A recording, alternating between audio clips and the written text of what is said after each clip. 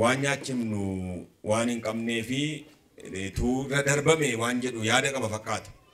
Kanas jedha waan Filiphos jedhu baruudhaaf malee ofii waan godhu beeka tureedha. Gidduutti Indiriyaas obboleessi Simoon Phexros kan harka baase fakkaata.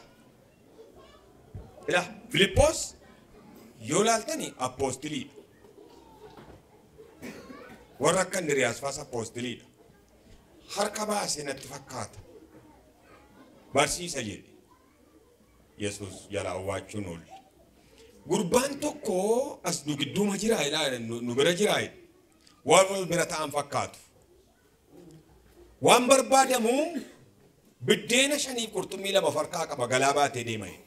Garuu maqaan moo qabu gurbaa tokkodha. Argitaniitu masin biddi maal baata? Maal immoo qabu? Kennaame harka. Warra maqaan irra tuulame tuun taane warra galaan baroota harka jiru ta'a. Ameen. Waaqayyo warra galaa baatan amantoota galaa baatan barbaada. Cimina Indiriyaasiin argitanii ofii galaan qabu yoo ta'u nama galaa qabu immoo dabarsa. Walaay. Waldaa baay'ee keessatti namoonni baay'een galaan qaban, lallaban qaban, barsiisan qaban, tajaajilan qaban, isa kennaa qabu, isa ayyaana qabu dura garuu naabatu. Inni si waame gaaf tokko si dabarsa. Ameen. Tanammoo abdiin nabina. Ameen. Kan Indiriyaasiin baay'een jajja. Gufannaa waldaa kiristaanaa kan jedhu jalatti hin barsiisa waa'ee Filiphos, waa'ee Indiriyaas, waa'ee gurbaa sanaa taatee guyyaa sana ta'eeni gufannaa waldaa kiristaanaa har'a waldaan kiristaanaa keessa jirtu kan jedhu barsiisa. Waan wal dhabe beekumsaaf ayyaana. Ayyaanni takka lafa beekumsaa warra beekumsa qaban bukkee hin jiru. Beekumsi immoo warra ayyaana qaban bukkee dhibama. Itu walitti dabalame hojii hojjetu garuu walitti dabalachuu jedhan. Inni beekumsa qabu isa ayyaana qabu fudhatu, inni ayyaana qabu isa beekumsa qabu fudhatu. Fudhuu badi teoloojii kee fudhuu badi beekumsa kee. Namoonni beekumsa hin qabne immoo ayyaana gahaa yoo qabaatan illee galmaan ga'uu hin danda'an. Etuu beekaa dhaga'anii garuu ayyaanichaan fagoo ga'u. Kanaaf waldaan kiristaanaa gufattee bitintirtee garatti gortu wallaaltee joonjoftuu isheeti.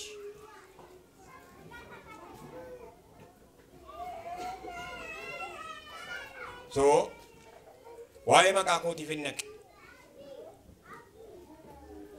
Maqaan koo homaa miti sin fayyadu. Maqaan maqaa caalu aduu kana jalatti seenaa lafaa seenaa namaa jijjiiruu kan danda'u maqaan Yesuus mana kee keessaan ni bamin. Haa daqiiqaa tokko kadhan sagalee waaqayyotti darbina dafaa.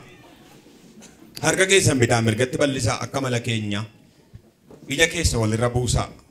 Yaa Waaqayyo natti dubbadhu ani sirraan dhaga'a sirraan baraa na barsiisi jedhamee afaanii baasaati. Jedhaan jedheen yaa Waaqayyoodha. Ani sirraan baraa sirraan dhaga'a na barsiisi. Warra fedha qaban Waaqayyo isaan barsiisa.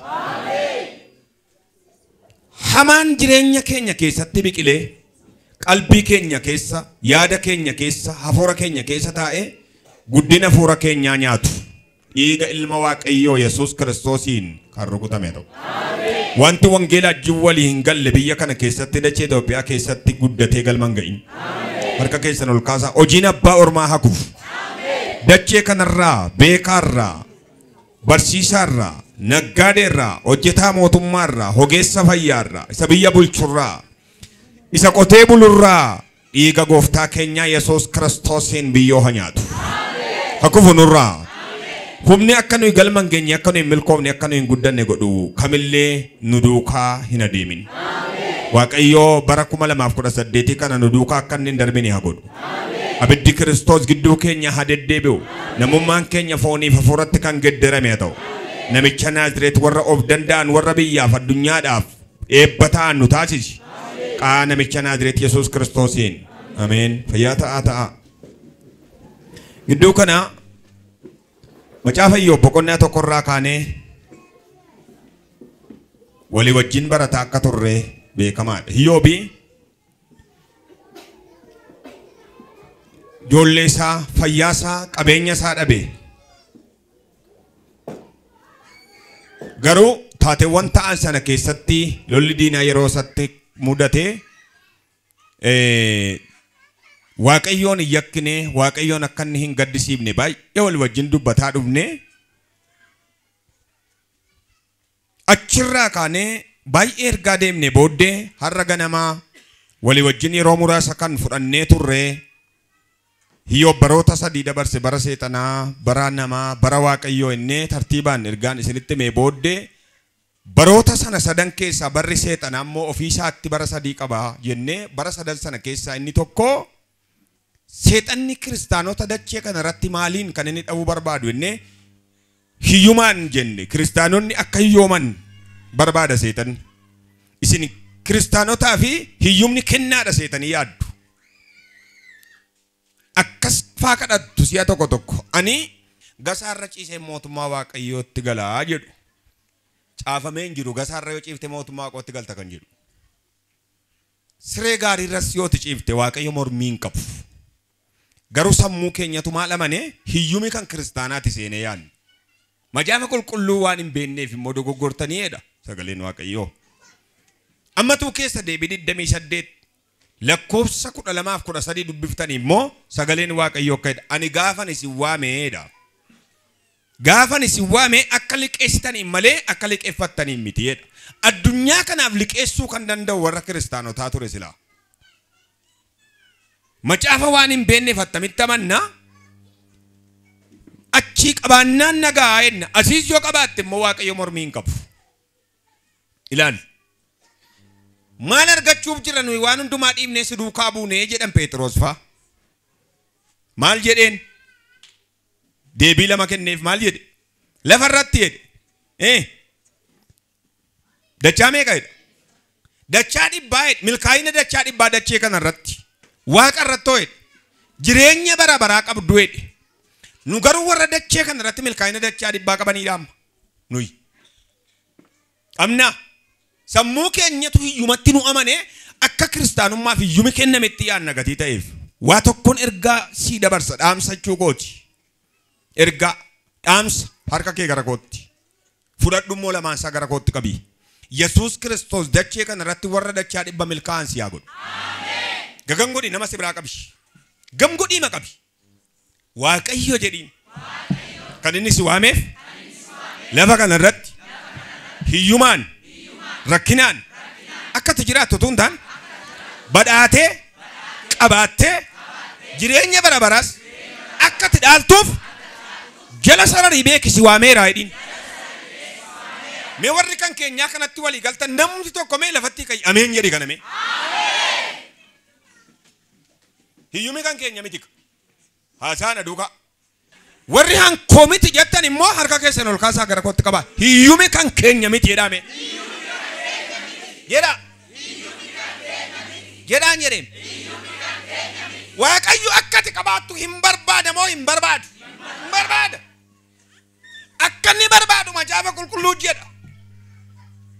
Seexanni immoo kana waan beekuuf kiristaanonni akka hin hangafne barbaada. Akka hin qabaanne barbaada. Beekumsas keessaa dha'uu barbaada. Diinagdee harkaa dha'uu barbaada. Wanti inni harkaan dhoofne hin jiru. Ani mormiin koo kanuma. Mee warri pheenxee harka ol kaasaa. Namicha Naazreeti Yesuus Kiristoosiin hangafisi.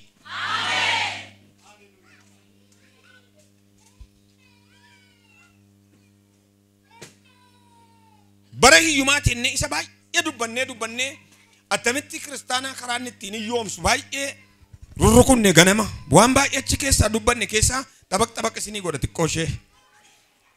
Maaliif irra deebitaa kan jettan yoo nama mormii qabdu namootaaf bu'aa qaba kanaaf irra deebi'a. Karaalee ittiin namoota kiristaanota hiyyoomsu keessaa inni tokko waan ati argattee harka keessaa qabdu karaatti dhangalaaftee deebiftee hammaaruudhaaf yookaan immoo funaanuu hin dandeenye sirratti hojjeta. Sirkaa dhangalaasuudha. Namoonni ani baay'ee kan na ajaa'ibu gamuma tajaajilaatti yoo dhuftanii diinagdeetti isiniin darba. Gamuma tajaajilaatti namoonni Waaqayyo kaasee dachee kanarraa ammatu warra Waaqayyo kaasetti fufee jira ta'ee addunyaan kun taqilaallaan kophee warqee waan kaa'atanidha. Waaqayyo namoota jajjabaa baay'ee kaamnaan seexanii namoota jajjabaa baay'ee dhaye. sirkaa gatachuudha waan ati ittiin guddattu. Namoota sammuu qaban, knowledge gaarii qaban, saayintistii ta'uu danda'an, hawaa qorachuu danda'an, addunyaadhaaf bu'aa ta'uu danda'an, baay'ee isaanii yoo ilaalte, baay'ee isaanii rukute, kaan isaanii maraatummaadhaan kan inni dha'e baay'eedha. Kaan isaanii immoo karaa malee karaa waan taanetti galchee akka isaan du'aaf saaxila ba'an kan godhe baay'eedha. Warra heddii ta'an, warra mataa ta'an keessa deeme xaa godha seexan harka kee ol kaasi. Siif mana kee hin danda'in. Seexanni fira kee miti laa hin go'oomin. Neqa tokkollee siif ciisee bulu sekeendii tokkollee siif boqonnaan qabu. Akka heduu faarfannaa 91 nan jaalladha kutaa sana. Kiyyoo namni siif kaa'e xiyya guyyaa saafaa darbatamu adeemu sanadha si oolchaadha. Namichi si oolchu qobaasaa Yesuus qofa yoo ta'edha. Isatu si oolchu argitee. Kanaafi kiristaanota kisaaraadhaan kan inni dha'u yommuuti ol ka'eera jettu ol ka'eera gaafatettu wanta hin beekne keessa dhattee galtee akka kisaaraadhaan lafa ciniintu si godha. Meeqa iti baankii fudhu siin jedha nama adeemsa hojii hin beekneen. Birrii xinnoo sirka jiru kan mana xinnoo jaarratta baankii fudhu akka baluufaa hojjettaa'edha. Attee miliyoona 2 yookaan miliyoona 3 fudhatta adeemsa hojii waan hin beekne birrii of harkatti argite malee kan eenyu akka inni ta'e waan hin beekneef achi deemti adeemti ol daattee gad daattee waan ati qabdu sana dhufee baankiin gaafa waggaa yeroo ati baasuu dadhabdu sirratti waa jala falixaa dhabda ijoollee faadha manaa kee fudhatte. Seexanni karaa malee akka ati kisaaraa keessa galtu sirratti hojjeta. Yeroo biizinesii immoo hojjechuu barbaadu namoota adeemsa biizinesii qaban namni keenya illee gaariiyyuu miti walitti himu. Mari'adhu nama wajjin namoota muraasa wajjin namoota yaada gaarii qabu jettee yaaddu wajjin maal hojjedhume. Keessumaa namoonni nagada hin beekne lafa bitadhaa. Lafa kaartaa pilaanii qabu birrii qabdu taanaan. Gommaa gedderii hin qabu, shufeerii hin qabu, raddaatii hin qabu, sinyaatu galgala kana ibsaanaa bobeessaa bulu dukkana keessan bulaa siin hin jedhu bokkaanatti roobaa jiraati manna irratti ijaare siin hin jedhu gaafa barbaade irratti ijaarte. Taa'emmoo sii dhala jechuudha. Miliyoona 2 bittee 5 ja'atti naanna'a. Afurri beekumsaa si duukaa galu. Katto hojii hojjetan harka kee gara kootti qabi. Yeroo waa argattu seexanni fuutee carqiitti gaddirtee fitti waan ati argatte. Birrii 100 argatte yoo ta'e ani na garramtu inni sin piyaasa irratti bishaan ol faca'aa gadi faca'aa oolu dhaabatte maraatuudha isinii.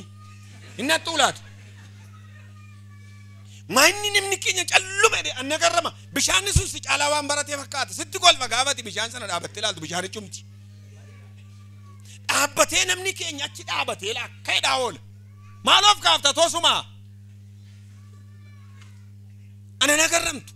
Yeroo keessan hin gubina, yeroo keessan hin balleessina. Kaaffee jala sa'aatii 2 sa'aatii 3 hin taa'inaa makiyaata tokko dhaabdanii. Buna dhaabbattanii taasisanii hoduu odeessaan oolina. Achi qaltanii as hin qalinaa billiitiin baasina. Hin fiidduu ati hojii dhabde ganama kaatee dhukkubillee sirraa baqa ta'u. Barii mallee kaatee. Namoonni tokko immoo hin raftu miti hamma sa'aatii 4tti raftu. Waan hojjedhu hoon qabu jettanii. Maal ta'a achuma yoo si fudhatee deeme Waaqayyo. Seexanni sitti haguugeera. Kophee sitti kaa'e kophee iyyumaa, surree iyyumaa sitti uwwisee, qamisii iyyumaa sitti uwwisee, karaabaataa iyyumaa sitti uwwisee, namaa gadi si godhuudhaaf jedha. Harka naa kenni. Harka kee naa kenni. Lallaba koo booddee ati naqata Waaqayyooti. Harka kee ol kaasi. Akka abidda gaara qabatee, akka abidda dachaa qabatee hin dhaamtu ati kana booddee. Mee harka kee ol kaasi. Waaqayyo na kaaseera jedhimee, Waaqayyo na kaase. An dammaqeera jedhimee afaanii baasi. Dammaqe. Gaansiin jedhu. Kisaaraadhaan si dha'uu irratti hojjeta. Yeroo kee illee rukuta kunis kisaaraadha. Beekumsa kee rukuta kunis kisaaraadha. Qabeenya ati qabdu rukuta kunis kisaaraadha. See tokko mee warra gara mana keessaatti deebi'u. Waan abbaan mana keessan isin gochuu hin dandeenye hin gaafatina. Mana namaati harka fuudhaa dhattee soofaa gaarii tokko qabdi yoo ta'e hiriyaa isheetii harka fuudhaa dhatte ati gaaf tokko bitattaa hidhiin tuutiin. Galtee abiddarraan kaa'in soofaati manaa baluu bitatte hin jedhin. Doombii dhumarra taayati immoo amma gaaf tokko hojjettee of jijjiirtutti ishii waan hin qabne gomjayin. Yeroo karaa deemtamme na dhaga'ame gabaadhaaf baatanii shunkurtii faa qullubbii faa mixmixaa faa waanuma garaa garaa kaarotii faa dinnicha faa bitachuu baatan yoo ta'e suuqitti hin gorin karoora malee. Kati qamisiin kun bareedu hin jedhin hin uffatta yoo hojjette gaaf tokko. Karoora malee hin jiraatina wal qaammattu baay'een keessan abidda caalaati manaaf abbaan manaa. Takka immoo warri dhiirota akka jettu jireenya koo si gad deebisee jettu haadha manaati. Maal goote gas deebifti? Kachachalaan si'i malee. Maal si goote? Si gaafate malee isheen si hin gaafanne iyyuuti. Dhugaa Waaqayyo sitti ne rumattee sin gaafan situ meeqa dawwalee akkatti iji keenatti tolu akkatti gurri keenatti tolu. Dhaloota kachachaltuu gadi badiitu baay'ate biyya keenya keessatti. Pilaanii jireenyaa wallaaltee ergaan gaafa si fuudheeti ol hin deebine eetta. Gaaficha immoo sitti qorreettee kan kootii ofirraa baaseetti kennusi. Takka immoo harka walirra keessanii naanna'aa ooltu. Isin dhukkubaa hospitaala lagaa jirtu ati. Kan harka namaa baattee deemtu atis. Kachachaltuu namaan ta'in. Sittaa kachachalu hin kachachalin ati. Harkarra kaa'atte guyyaa guutuu jooraa oolta. Maatiin kee barumsatti si erganii ati harka baattee naannofta. Hospitaalaa galti si anamni. Waan busaa wayii qabeemee bitintiree namichi. Waltirsaa ooltu guyyaa guutuu. Maalan isin godhaa? Bira distii wayitti naqaneetu isin affeelanii bisheessanii isin baasanii. Waaqayyo durattan sitti yoona ofii isaatii fuudheera kanaaf akkas jedha tokko immoo taa'ee ani meesajjiin barreessine haadha manaa koof dhugaa wangeelaa. Namantaa kana. Meesajjii guyyaa tokko barreessee ati maal fakkaattan jenne. Gaa'ilan barbaadan atti heeruun barbaadda jedha kanuma haasaan keenya bakka. Waraqatan ergee sargii goone waan biraan hin jiru bakka. Yeroo teenya guyyaa tokko makiyaatoo wajjin hin dhunne dhugaa wangeela san lallabu. Yeroo isaan qaban nan fiigan. Hojjedheeyyuu hin dandeenyeen taa'ee danda'ai jireenya biyya kana. Ani mee dhugaa Waaqayyo sitti baay'ee jabaattee tattaafattee hin hojjettu yoo ta'e kakuun qabattee ofumaa bakkee kana keessaa fokkortu dhugaan sitti maa sareen illee akka isheen barbareedhaan si nyaanne nan amanan. Yoon jabaattu ta'e sitti mela mee mudhii keessan qabadhaa. Maqaa namicha Naazreetiin hidhadhaa kaa. Hojiidhaaf hidhadhaa kaa. Kai mudhii kee qabadhu gagam godhe qabime ofumaa fokkortee kaleessa dheengadda makiinaa bittaa fooqii ijaartaa waliin hin jedhiniiti namni hojiin hojjenne hindaaqqooyyuu bitachuu hin danda'uuti mudhii kee qabadhu Waaqayyo hojiidhaaf si haa kaasu. Hiyyuma jalaa ba'uudhaaf hafuurri kee dammaqee haa ka'u. Ani hiyyuman jibba joo isinoo baay'een ishee jibba hiyyuma waan isheen nama gootu gomjaatuu nama gooti kajeeltuu nama gooti hiyyumi. Caammaa kajeelta, mana kajeelta, wayyaa kajeelta, waan atin kajeelle hin jiru warqee kajeelta, makiinaa kajeelta. Nummoo akkumatti wal qubsine waggaa dhufu kana makiina tasa akka namicha tokkotu gaaf tokko waa'een gammadanaan jedhan maal gammaddu hin jedhe jennaan Waaqayyotu xiyyaara bitattanaan jedheedhan yeroon caammaa isaanii ilaalu immoo koongoo ka'atu. Qote bulaadhaas hin jennaan eeyyeedhan qotiyyoo cimdii qabdu jennaan hin qabu qeenxee hin qabu jedhan jalqaba qee cimdii qotiyyoo bitadhaan jedheen xiyyaarri booddee ta'aati. Hin dhaga'ama achumaan immoo jedhan sin immoo warra mormaniidha mormituudha sin jedhan akkasiin jedheedhan eessa buufattu immoodhaa ammatu xiyyaara bitattaniin jedhe. Dhugumayyuu maasiin kun ta'uun jedhan dhugaa Waaqayyo isa jiraataa naasa'aman haasama isa wajjin haasofnuudha. Gurbaa tokkotu immoo kan biraa itti isinii dabala Waaqayyo makiinaa bitattanaan jedheedha garuu immoo naan raawwanneedhaa'u inni ergaa dhugaa dhaga'u tokko immoo gaaf tokko ergaatti hima. Waa'ee makiinaatiif na rakkifta siin jedha Waaqayyo manja fiqaadiyoon qabdu hin dhiibda ammatuun sii kenne siin jedha Waaqayyo inni ergaa dhugaa dhaga'u nama sirrii biratti Waaqayyo si ajjeesu. Naman taane biratti du'uu keerrame nama gaashaa biratti yoo duutee owwaalamte maal ta'a? Gaa Waaqayyo nama gadhee biran dhaabatin namni gadheeni nama attamiiti beektu nama masmara Waaqayyo irraa nama kaachiftu nama kaayyoon qabne fayyaa abbaan agaame ilaa asumarra baata nama siin jettu attayittas irra baata mana namaa mini sun yaabdee irra baata. Annaa isaan akkasii waan hin mokkoramne hin mokkorina. Tokko tuun jedhin laman jedhamu tokkorraa kaateetu lama itti bishaadhaa. Warri tajaajiltanis bishaadhaa warri tajaajilamtanis bishaadhaa. Dammaqaa kaa waan harka keessan keessa jiru qabadhaa seexanni saba keenya hiyyoomsee dhaloota biraa hambisuudhaaf jedha. Gargaarsa Waaqoon harka ol kaasaa. Lallaba koo kanatti taane xinnoo sirka jiru lafaa kaatee fagoo geessa. Waaqayyoon namni tokkodhaan namni 25 ja'a namni onnee qabdu harka kee gara kootti qabi gooftaan Yesuus Kiristoos nama kaayyoo si haa godhu. Nama alaamaa isaaf du'u Waaqayyo si haa taasisu. Mee ameen jettaa laata? Akkasii. Kanaaf iyyumaan dha'uudha. Dhugaa amma tukaan hin sooromnu. Birriin nun barbaachisu seetu biniisiin mootummaa Waaqaatti gallattanii yaaddu. Hiyyeessa moo sooressatu irra galgala guugumaa bula. Hiyyeessi gama geessee gamana keessee nama qalaa oolti guyyaa guutuu har'a baan. Sooressi hojii isaaf fiiga. Gamadhaa. Gama sanadhaa. Yeroon qabu.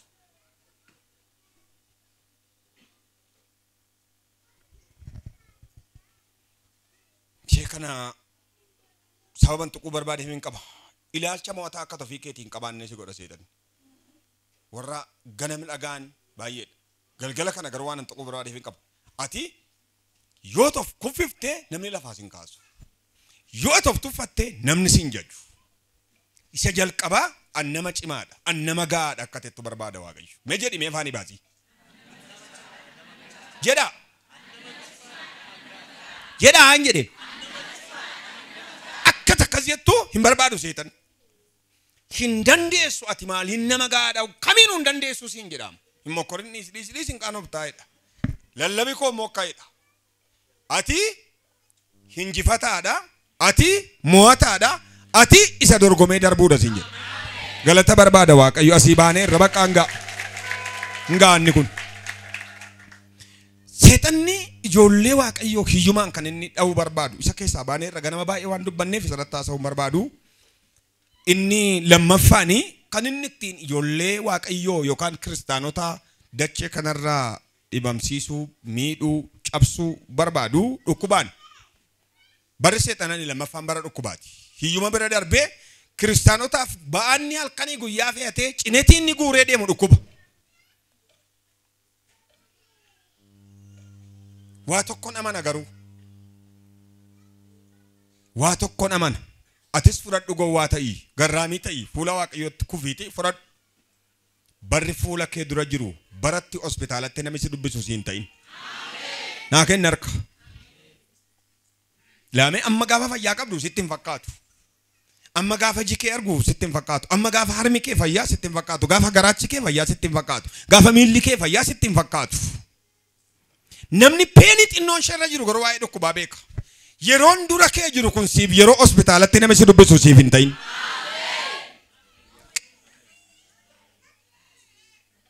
Seexanni kan inni sii baatu garuu kiristaanotaaf maali? Dhukkuba bara dhukkubaati. Waan jabaan isinitti hima. Dhukkubni waan gurguddaa sadiif gara kiristaanotaa qe'ee kiristaanotaa dhufa. Wanta inni miidhee deemuun isinitti hima. Waan gurguddaa sadiif qe'ee kiristaanotaatti halkanii guyyaa deema. Maa inni laata? Isa jalqabaa dhukkubi gaafa gara mana namaa dhufu seexanaan baatame maa inni hojiin isaa jettanii fayyaa namaa nyaata. Fayyaa nyaachuudhaaf dhufa. Waaqayyootti of kennita. Mee harka kee kennadhu Waaqayyo isa jabaatti. Waaqayyootti of kennattaati. Anis mana keesin kennatta, dhala keesin kennatta, haadha manaa qabdu ta'e itti laatta, abbaa manaa kee itti laatta, mucaa kee itti laadhatta, ollaa kee fira kee itti laadhatta, balleeffadhu harka kee. Inni fayyaa namaa akka qinqanii nyaatu mana keef, dhala keef, haadha manaa keef, abbaa manaa keef, harmee keef, abbayee kee hin danda'in. Mee yaa Waaqayyo jedha afaanii baasa. Kadhannaa gowwummaa kana kadhadhaa. Yaa Waaqayyo jedha. Fayyaan bitamu. Fayyaan gurguramus hin jiru. Fayyaa koo naa eegi. Inni fayyaa koo natti naafu. Diinni amajaajiin koo halkanii guyyaa riphee dhokatee waan na eeguuf itti nan laatin dallaa kee natti ijaari jedhi Waaqayyoodhaan. Fayyaa namaa akka qinqanii nyaachuudhaaf qe'ee namaa dhufa dhukkubni. Yeroo fayyaa dhabu namni maal baasa? Horii baasa. Ishoo lammaffaa irratti qabeenya nyaata dhukkubi gaafa dhufu immoo. Fayyuudhaaf namni waan qabu gurgure mana haa ta'u, konkolaataa haa ta'u, harree haa ta'u, hoolaa haa ta'u, miindaatti liqeeffatu, lafa haa gurguru, fayyaa isaa deeffachuuf eessa dhaqa? Mana yaalaa deemaa. Baasii dhukkubaatiif akka ati saaxilamtuuf seexanni dhufa. Dhukkuba baatee. Yaa Waaqayyo. Ani saba kana sittiin kenna. Kottaa daqiiqaa tokko jilbeenfadhaa harka keessan gara kootti. Waaqayyotti jechuu kooti. Jilbeenfadhaa jechuu kooti. Dafaa gara koo laalaan dunuunfatina. Ol qabaa mee harka keessan. Ol qabaa nama 50 ta'ee kan na dhaga'aa jiru. Nama 30 ta'een beeku. Waaqayyo namoota chaappaa fayyinaatiin tuqee darbu qaba. Namoota seexanni akka hin dandeenyeef dhukkubii akka hin dandeenyeef Waaqayyo mallattoodhaan tuqu warra garaa qullaadhaan jilbeenfatan Waaqayyotti of kennatanii Waaqayyo lallaba koo kana booddee mana isaanii irraa balaa hambisa. Wajjin galee irraa lola Waaqayyo.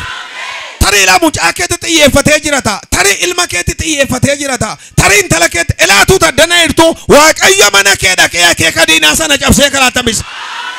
atasii jilbeenfatta atasii waaqayyoof gadi jetta atasii waaqayyoof of laata ila inni mana keetta deemaa jiru okkolee karaa dhaabatu ila okkolee karaa dhaabatu inni dhukkubaan akka qiinqanii mana kee nyaachuuf ala kee nyaachuuf harmee kee nyaachuuf abbaa kee nyaachuuf daa'ima kee sana nyaachuuf haadha manaa kee nyaachuuf adeemaa jiru cabee karaa dhaabatu mee yaa waaqayyo jedha asitoof kenneereedha barakana keessa edha harka kee narra kaayi na eeginatis jedha waaqayyoodhaan isa hamaatti nan laatin jedha kaade biata ukubi gaafa mana na maalitu maal nyaata lammaffaa irratti maal nyaata qabeenya nyaata wala madhabaadee manamni fayyaa sinnaba qabeenya sinnaba ila diinni kana baatee deebasiif hin dagatin namichi Naazreet Yesuus Kiristoos garuu inni qaraanii ofannoo irratti sii du'e balbala kennaa baddadha aamen nettof kenni qulqullummaadhaan amanamiinaaf jedha waaqayyo gooftaan waaqayyo iyya qulqullootaa hin dhagaa jechuun maal jechuudha beektu kan warra guyyaa guyyaadhaan guyyaa guyyaan qalbii jijjiiratanii cubbuu irraa of eeggatanii waaqayyo si'a isaan al tokko qufaan illee hin dhagaa deebiidhaan bira dhaabata waaqayyo qabeenya nyaata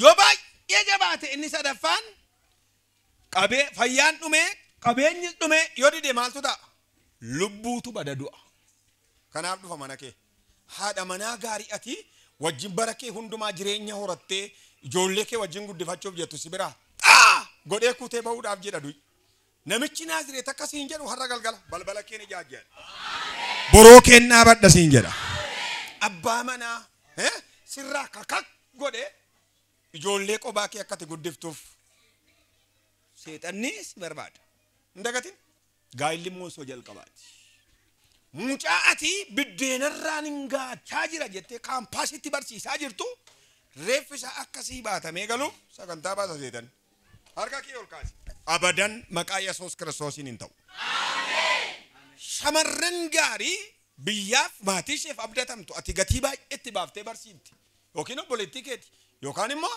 mucaa keeti kutuudhaaf naannaa nama bu'aa ta'e kutuudhaaf ajjeesuudhaaf naannaa hin dagatinaa si ajjeesuuf naannaa hin dagatin isa rukunnaan kan hundumtuu faca'eera waan ta'eef hin dagatinaa waaqayyoon warri qabdan garuu ati raftan dadhabda inni rafne hin dadhabne immoo si bira dhaabata aamen ani sana kanaaf isitti lallabaa kana sadaniif dhufa fayyaa nyaate qabeenya nyaate dhumarratti maal nyaachuuf lubbuu nyaachuuf kana sadaniif deema seexanni yaa waaqayyooti guddaadha ati jabaadha ati mootii moototaati warri si qaban hundaa oolu si qabna nuyi homaan qabnu si qabna ati abdii keenya yaa waaqayyo harka keessa gara waaqayyotti qaba ati humna keenya yaa waaqayyo ati abbaa keenya ani sin qaba hidhaame harka keessan bal'isaa ani si qaba yaa waaqayyo nan gatiniidha ija keessa walirra buusaati ani si qaba yaa waaqayyo si malee maal hin qaba hidhaame haqimii hin qabu dandeettii hin qabu aniidha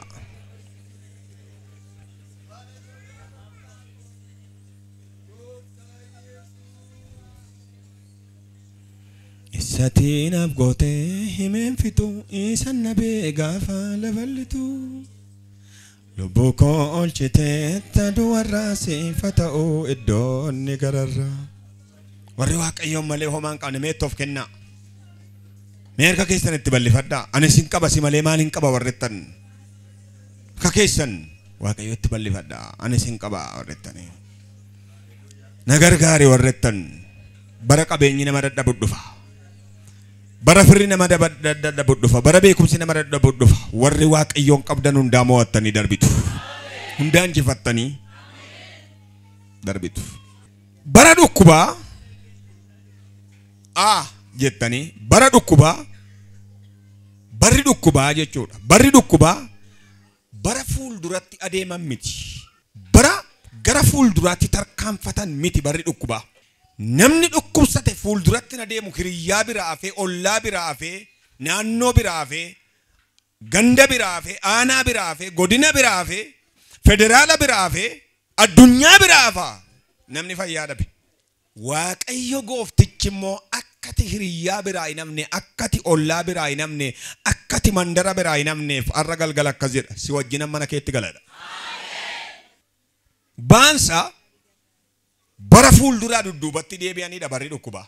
Isa fuuldura filafiititti tarkaanfachaa jirtu dadhabdee akkati dudduubatti deebituuf seexan halkanii guyyaa sirratti hojjeta. Sirratti hojjechuudhaaf sagantaa qaba.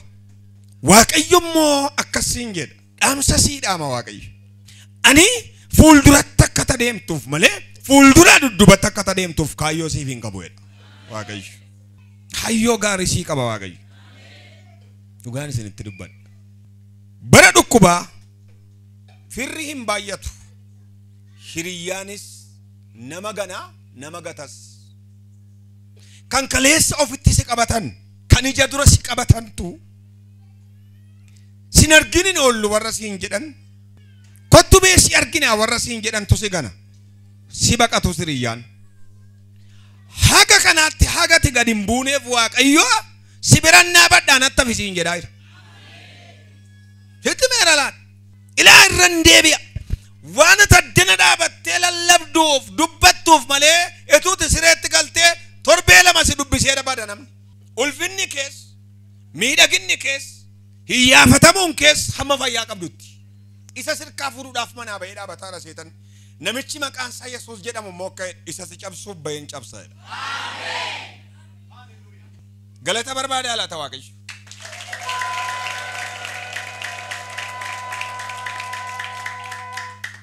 Barri dhukkubaa bara mul'atan miti. Bara hospitaalaaf sireen fira namaa ta'uudha. Hiriyyaan kee sireedha, hospitaala immoo. Haga kanaatti see yaada seexani si gobjaa. Na duukaan jirtuuti gurri kees banamaa natti hin fakkaatu. Seexanni hamma sireen firasii ta'ee hospitaalli firasii ta'utti sagantaa baasa. Waaqayyo sadandaadhaan kun mana kee irra haafu. Harka kee laphee kee irra kaa'i. Ani sittuuf kenneera yaa abbaa jabaanana jedhimee Waaqayyoodhaan ani sittuuf kenneera jedhimee.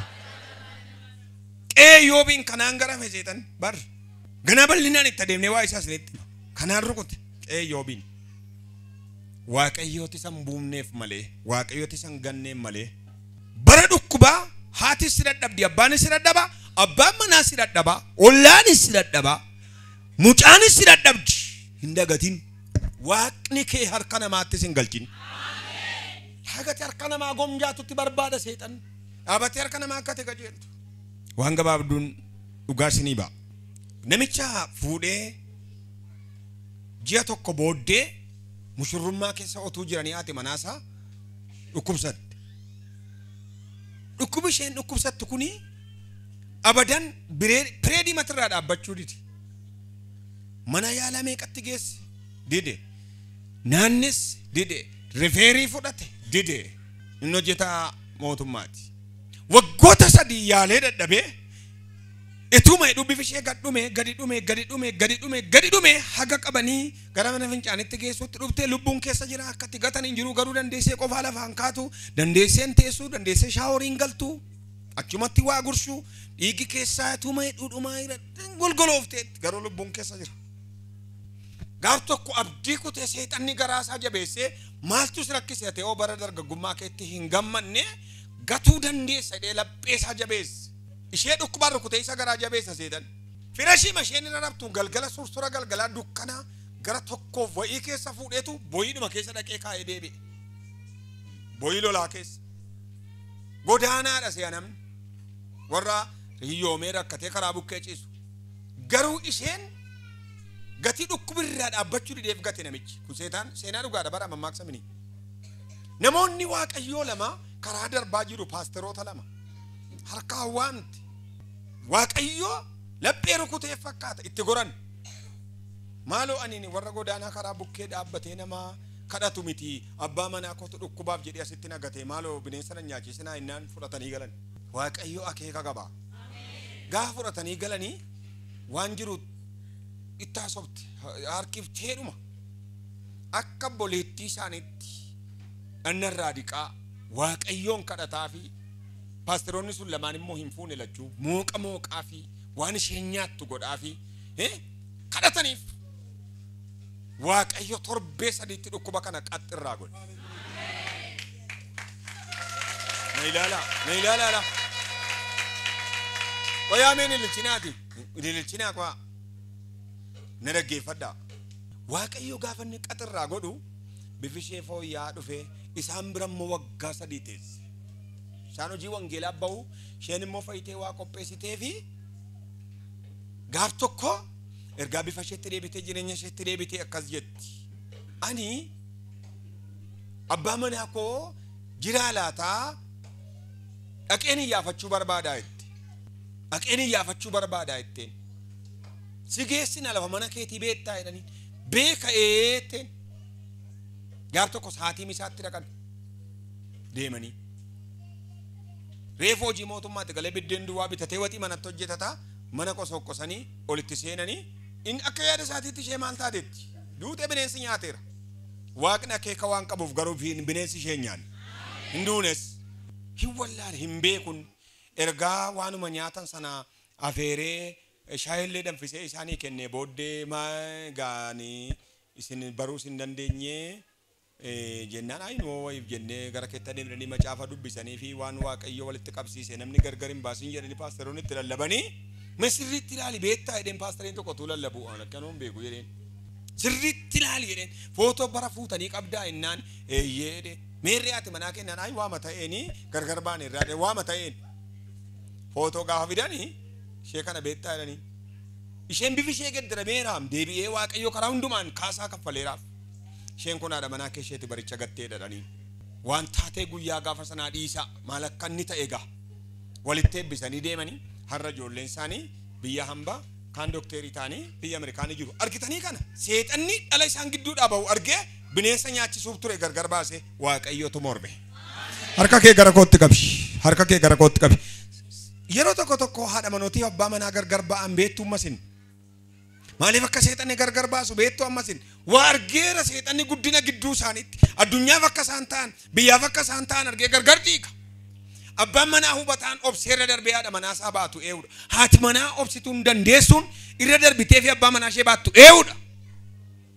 Waaqayyo qalbii banamaa isiniif laatu. Bara dhukkubaatti cinaacha kee inni ta'e cinaacha kee isheen taate abbaan manaa sirra dhabaate manaa sirra dhabdi. Haga sana haga tingeenyeef waaqayyo dhaabatee sii lola. Waaqayyo siif lolu. Galata barbaade alaata waaqayyo. Rukutaa waaqayyo harka keessan.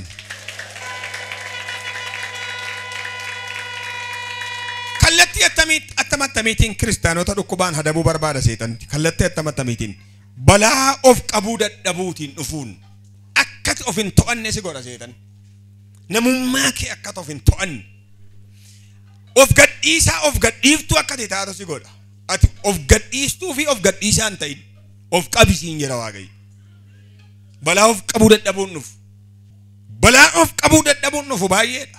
Meesii ka'u gaafa gubboo nyaattu mana keetti birrii fuutee galte miti ati. Dhukkuba fuutee galte. Ijoollee kee dhukkuba nyaachifta, haadha manaa kee dhukkuba nyaachifta. Hin dagatin. Gaafa namatti darbitee namatti murteessitee karaa sirriin harka ol kaasaame maqaa Yesuus Kiristoosiin. Harka keessan ol kaasaa ija walirra buusaa. Yesuus Kiristoos gooftaadha. Olema kaasaa bineensi qaxxisee lo'ee kaayyoo jireenyaa keessaa si baasee bineensa si nyaachisuuf jedhu miilla Kiristoosiin irraa ejjetamu. Ameen jedhimee miilla keessa mirgaa ol kaasa amantiidhaan 1 2 3 waaqayyo sirra na ejjechiiseera jedhimee. Ati gaafa waan waaqayyo siif hin laanne waan kan keen taane qe'ee keetti fuutee galtuu birriin fuudhee galee. TV ittiin bittee dhukkuba laalaa jirta. Sireetti irra ciiftu sun dhukkuba sitti tora. Ankee miti kan dadhabbii kee miti. Achi qabdee as qabdee micciirtee waan namaan barbaadin. Yartuu waaqayyo sii kenna irratti amanami waaqayyoon eeggadhu. Qooda waan waaqayyo siif hin laanneeni soofaa waaqayyo siif hin laanne irra teessu lafa taa'i. Ilaala astikii ana bitadhu. Barri sii darbaa. Mana sobaa guute biyya Itoophiyaa kana keessa. Mana sobaa, mana dadhabbii malee dhufe. Konkolaataa dadhabbii malee dhufe. Jireenya dadhabbii malee dhufetu jira. Kanaaf namni baay'een sukkaara baatee giffiitii baatee, kolestiroolii baatee, biyya kana keessa rukutamee deema. Harka keessan gara kootti qaba. Warri kan Waaqayyoo akaayii cabsanii umurii waggaa 60, umurii waggaa 70tti fayyaa jiraatu. Akaayii cabsanii. Nama si biraa qabine. Amanami siin jedha Waaqayyo harka isaa ol kaasi. Ol fuudh harka isaa. Ol makaas. Waaqayyoon ni danda'an amanami jiraadhu siin jedha hidhime. Amanama. Lallabi kun hime. Hin cimaay. Hin taane miin banni. Balaan of qabuu dadhabuudhaan nuuf beektu. Namoonni tokko haadha manaa isaanii dhukkuba fuudhanii galchu. Bal'inaan isa kana immoo dhiirota irratti murteessuu laata asillee hin jiranii. Birriin dhufee beekamtiin dhufee ennaan hunduma haadha manaa isaaniitti fakkaata. Mitiim haati manaa dachee kana irratti tokkittiidha. Abbaan manaas tokko. Haati manaas tokko abbaan manaas tokko. Jala sararaa. Isheenuma jalqaba sana fuutee haadha manaa keeti. Ilaa akka jetteessa deemtu. Akka jetteessa deemtu. Inni agaama ishee haati manaa kee. Ilaa akka jedheessa deemu duddaan abbaan manaa keessuma ganamaati. Nama tokko qabdata abbaa manaa. Amanamaa. Warra amanamtan bineensi isin hin nyaatu. Amanamaa. Haati manaa keessan isin bira hin jirtu yoo ta'e iyyuu abbaan manaa keessan isin bira hin jiru yoo ta'e iyyuu amanamaa. Waaqayyo keessaniif. Haadha manaa keessaniifis.